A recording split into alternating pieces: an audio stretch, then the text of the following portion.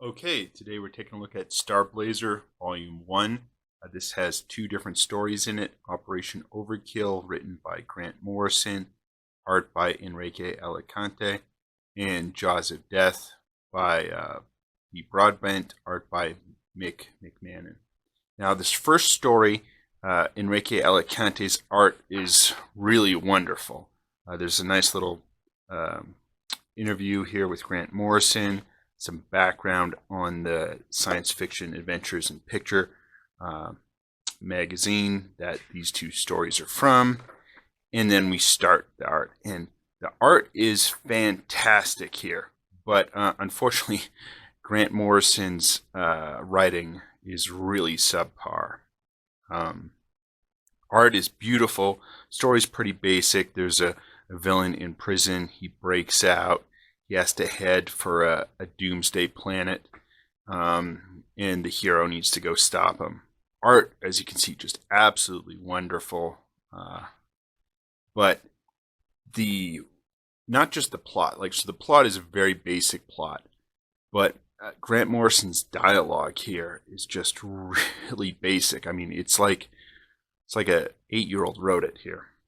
Alta climbed into the cockpit, opened the airlock, and blasted off. Goodbye, fools. I have no need of you now.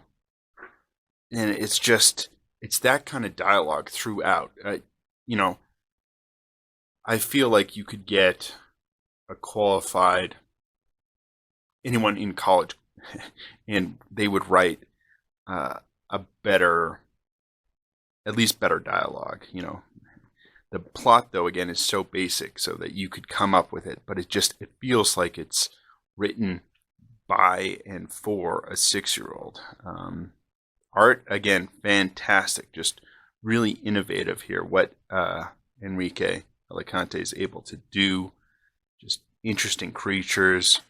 I mean, look at this, just fantastic. But the plot is so basic, so bare bones, and when you pair it with this really boring, stilted, almost see spot run spot run dialogue, it really is awful. I can't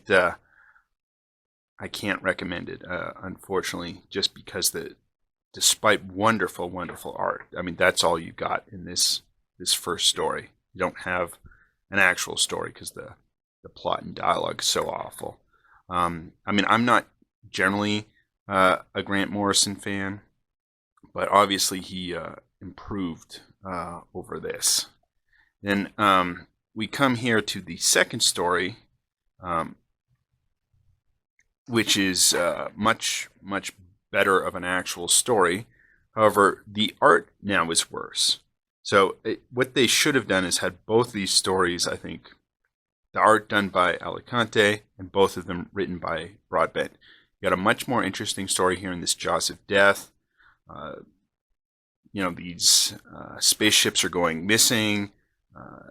The hero goes to investigate, and there's kind of this scrapyard that's just pulling in ships. Aliens are then going to the scrapyard to harvest ships. They're able to get off, go back to the aliens' main planet. And again, it's a much more interesting story. How that develops, I don't want to spoil it if you do pick this up. But again, the art is just pretty basic. It's not that interesting. It's not beautiful like Alicante's. It's just this kind of grim, grimy, not that interesting. It's definitely that kind of more of a 2000 AD Judge Dredd style, that these artists worked in. But you can do that style well, and you can do it in, an average form. I mean, it's not awful art, just average. So you get these two stories. Again, most of the paneling here, it's 2 panels a page. There's occasionally 3, as we can see. But it is a very brisk read because you do not have many panels a page.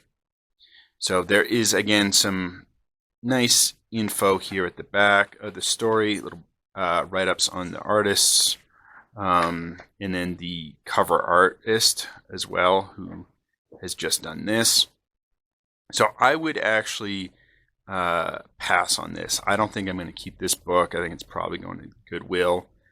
again, it's a shame because Broadbent has an interesting story, and Cantina has very wonderful art. The problem is they're not paired together. And oh man, that first story by Grant Morrison's just awful. I legit think I could write a better story than that, with having no prior experience, because that dialogue it's bad, bad, bad. Anyway, till next time.